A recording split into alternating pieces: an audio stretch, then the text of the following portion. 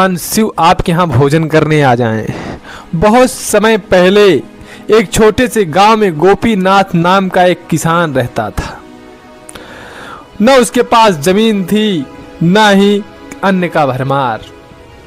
दिन भर की मेहनत से बस इतना कमा पाता कि सिर्फ 2 वक्त की रोटी खा सके।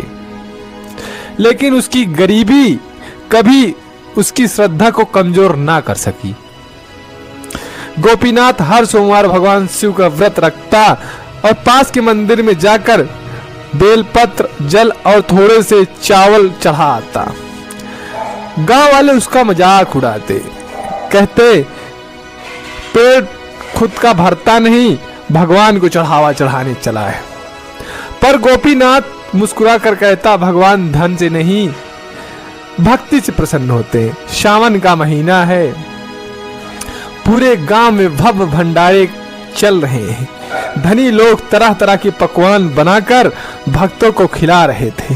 गोपीनाथ का मन हुआ, काश मैं भी भगवान शिव को भोजन अर्पित कर पाता।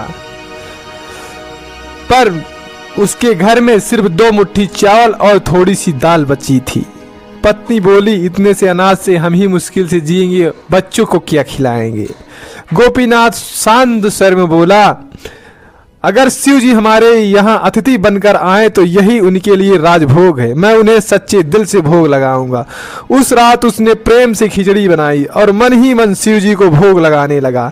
अचानक दरवाजे पर दस्तक हुई। बाहर एक साधु खड़ा, जटाएं बिखरी हुई, गले में सांप, हाथ में त्रिशूल। साधु ने कहा, पुत्र क्या मेरे लिए भोजन मिलेगा? तुरंत गोपीनाथ बोले, बिना सोचे विचारे अपनी थाली महादेव को दे दी। महादेव, मेरे पास यही है, जो कुछ भी है आप इसे स्वीकार करें। साधु मुस्कुराए और भोजन करने लगे।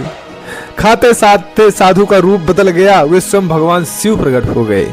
उनके साथ माता पार्वती भी विराजमान थी। शिव जी बोले, गोपीनाथ, तूने मुझे जो प्रेम से भोजन कराया है ना, वो स्वर्ग के अमृत से भी बढ़कर है।